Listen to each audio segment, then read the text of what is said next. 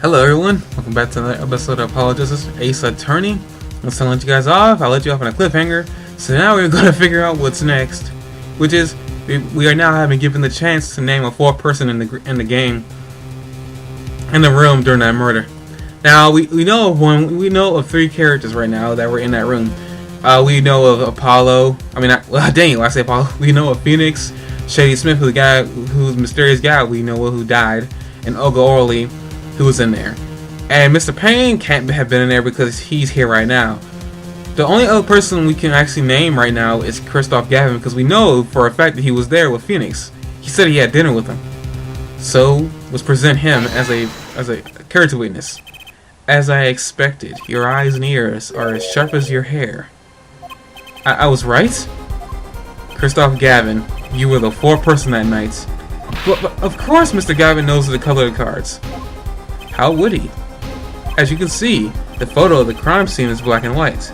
You can't tell which one of the cards are blue and the ones on the floor or the table. But look, you can see the colors in this photo. Yes, but when he said the cards were blue, it was well before this evidence came to light. It is true that the defendant was engaged in a game of poker with the victim, yet it was only that, a game. In the purest sense, a competition, Your Honor. A competition? Yes, a test of wits, a silent clash of passions. Only the cards, their backs, streaked in blue flame, know its final outcome. As I told you, we highlighted that particular statement for a reason. Well, Kristoph? Mr. Gavin? Mr. Gavin, is this true? Is something the matter? No, nothing. Excuse me. It was just so sudden, right? You aren't seriously accusing me, are you? Oh, Kristoph, you know even I never take a joke this far. This has gone beyond ridiculous, beyond dumb. This is insanity. The defendant accusing his own defense attorney of murder? I assure you, I'm quite sane. But what possible connection could Mr. Gavin have to the victim? I wasn't aware that I had a connection to Mr. Smith either. Yes, but Mr. Gavin, the victim have never even met. Well, what if they have? Huh? There's a possibility, after all. They may have met that night, before the game started.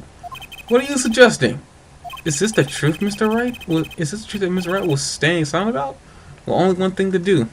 Mr. Wright, the defense would like to request that you testify to the court. Objection! The defense would like to request no such thing. Mr. Gavin? Testimonies must relate to the case. How can anything happening before that game of poker be related? You'll also notice the tone I'm taking with Mr. Kristoph. The tone I'm taking with Kristoph will become more and more relevant as we get further in this case. I'm not sure I follow Mr. Gavin. As I explained before, the defense believes that Miss Orley. Am I to assume you speak for Mr. Justice in this case? He's the defense, not you. Mr. Justice, the matter of Mr. Wright's testimony is up to you. Oh, okay. Does the court, in your opinion, need to hear Mr. Wright's testimony? We want to hear his testimony. This was Mr. Wright's strategy. He was planning this all along, and I intend to see it through. The defense would like to request that Mr. Wright testify to the court. It too, Mr. Wright, Mr. Justice? You would betray me, your teacher? I'm sorry, Mr. Gavin. This isn't about loyalty. This is about the truth. Very well, the defendant, Mr.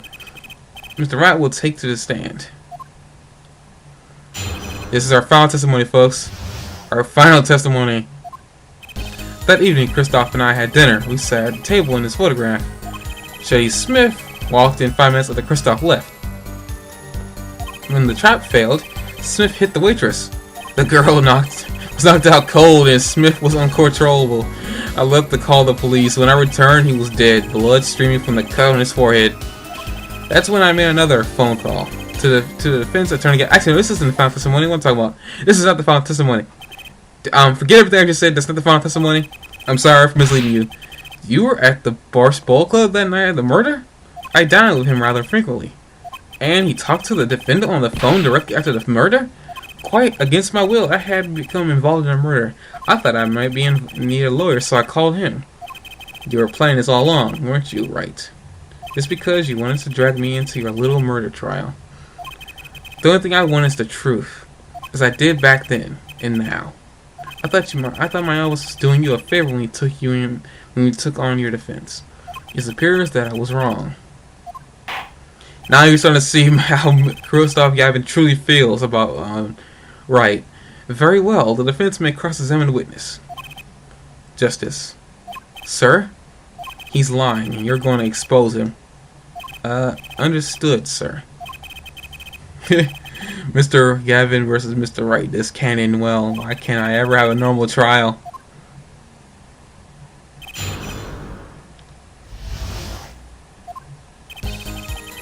That evening, Kristoph and I had dinner. We sat at the table in his photograph. Shady Smith walked in 5 minutes after Kristoph left. When the trap failed, Mr. Smith hit the waitress. The girl was knocked out cold, and Smith was uncontrollable. I left to call the police. Okay, sorry about that. I started thinking about something. See here. We want to press statement 5, and it's when he returned from his phone call. And when you returned, the victim was already dead. Yes. I'll admit, I was a little startled when I walked in. A little? He was bleeding from his forehead after all. I guess I'd be startled too if I walked in on a scene like that. Now I think we want to present this. Oh, we don't want to press that. We want to present this photo right here. I think we want to present. No, this isn't this one. Where's crime scene number 1? Where's crime scene photo number 1? That is so strange. Oh, I was like, where's crime photo number 1? I was like, wait, why isn't it here? Mr. Wright, if I may. Yes. Take a look at this photograph of the crime scene. See the victim here? He's wearing a hat. I wouldn't think you could see blood on his forehead. Good points. Justice. Next time you point out an inconsistency, put a little more oomph into it. Mr. Wright, can you explain this to the court? Ah, I forgot to mention something. I was the one who put the hat on his head. Eh? You? You put the hat on the dead man's head? He wore it through our entire poker game. After calling the police when I returned to the scene, his head was in full view, shining brightly just like his photograph. And I picked his hat off the floor and put it on his head. Why would you do such a thing? All I can say is I'm sorry, but that's the only thing I touched at the crime scene. So Mrs. Orley didn't see it. It being the victim's, his head. I think not. She was out cold. I believe I was the only one who witnessed his head. Ah, here we go again. Mr. Gavin? Pardon.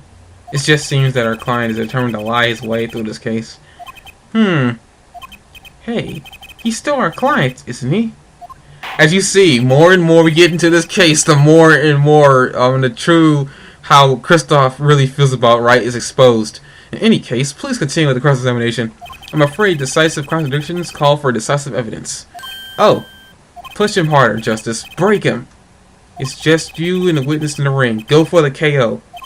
Why do I get the feeling we're not on our client's side anymore? Because we aren't. It's become pretty much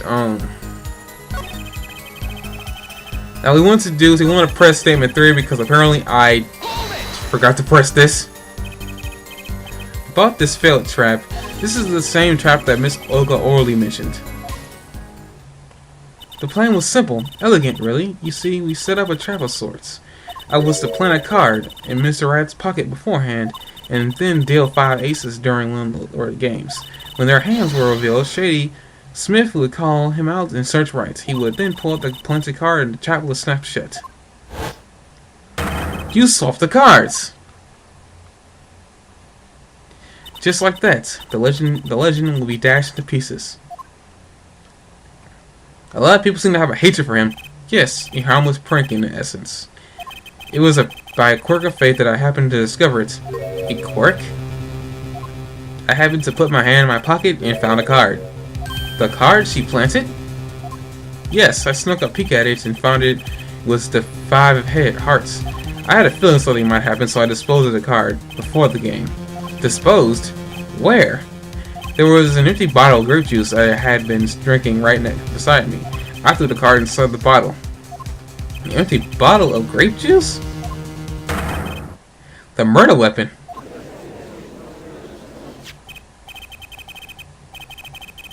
Yes, I rolled it up and shoved it in. The colored glass makes it hard to see. A battle of wits between the deceiver and the would-be deceived. That sounds like a terrific drama. A card inside the murder weapon. That's strange. Did the police miss it in their investigation? Maybe I'll take a look. That's actually a hint towards we actually want Mr. Wright, the poker head of the Cobra number 3, approves of this battle of wits. Please provide your testimony with your new information. Now, what we want to do is we want to go into the we don't want to present. We want to go into. I guess we gotta present. Hold up. I guess we don't have to present because we need to look at this bottle here. We need to check. We need to check to see if there is what Mr. Wright claims to be a card in there. Now, what we want to do is we want to zoom in with the X button, and I think if we. This is so freaking strange. Examine. The bottle is completely empty. Okay, that's right. That's it's supposed to be empty. So what we want to do is we want to present to this new revised information here. Mr. Wright, if I may. Yes. I've examined the bottle and I don't see any card in there here. No. What, Mr. Wright? Surely isn't all you have to say for yourself. I can't say that I know what happened to the card. I did put it in that bottle, however. Huh? Perhaps a 5th person came in and took it out, or a 6th person could have helped. Mr. Gavin, Mr. Wright is your client. My apologies, Your Honor. I won't have any disparaging or investigation either. We looked inside that bottle. There was nothing. So what's going on? Did Mr. Wright hooligan us again? Or did the card just disappear? I believe that's enough of that. Mr. Gavin? This witness testimony is more like a travesty. It's riddled with lies. I'm beginning to see how you came to lose your attorney's badge 7 years ago. Well, you certainly have a unique way of treating your clients, Kristoph. I never knew. I believe it was you who threw the first stone. Mr. Wright, if you intend to ever tell the truth about this case, it's now or never. Don't be misled. I haven't told a single lie here. Eh? When I noticed the trap, I put the card in the bottle to dispose of it. And when I put the hat on the victim's head, let's just say I had a reason for doing what I did. A reason? That reason is right here. Your cell phone? That night, in call, I spoke with a defense attorney, Gavin, after calling the police. Just in case I recorded our conversation. What's this? Now that we're all here, I see no reason why I shouldn't play it back for the courts. I think you all remember this particular conversation. Kristoph, I seem to be in a bit of trouble. What's this? Game not going well? Something like that. That gentleman who challenged you, he turned out to be good? He turned out to be dead. Someone hit him. Hard. You mean someone cracked the flawless bone china plate? It wasn't you, was it? Me? Please, the cops should be here any minute. I'm in your hands. Should it come to that.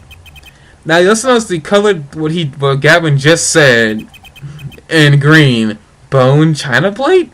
A kind of porcelain, very smooth and shiny. Not a plate, but pate. I believe he was referring to a certain gentleman's balding forehead. The court appreciates the defendant's discretion in not indicating my forehead. Oh god, that was so funny. I love the judge in this game. He's just stupid. So after Mr. Gavin ate dinner with you, he left the Porsche Bowl Club? Most certainly. Then how did he know? When did he see this bone china plate? Oh, that's right. Yes. That was when I began to see my good friend in a different light. Troubled, I returned to the crime scene. And when I spotted Mr. Smith's head again, I realized exactly what was wrong. Well, Mr. Gavin, the stage has been set. Perhaps you would like to explain this to the courts. Exactly how did you come by your privileged knowledge of the victim's head? So, this is your reason. The reason why you put the victim's hat back on. Your point, Mr. Gavin? It's come down to this, has it? Phoenix writes. Order! I will have order! Mr. Payne? Yes, Your Honor? I believe this court has been left with no other choice. Are you prepared to hear the defense Gavin's testimony? Well, as the prosecutor, Very well, we'll break for 10 minutes. After which Mr. Gavin will take the stand for a cross-examination. Are we all clear on that?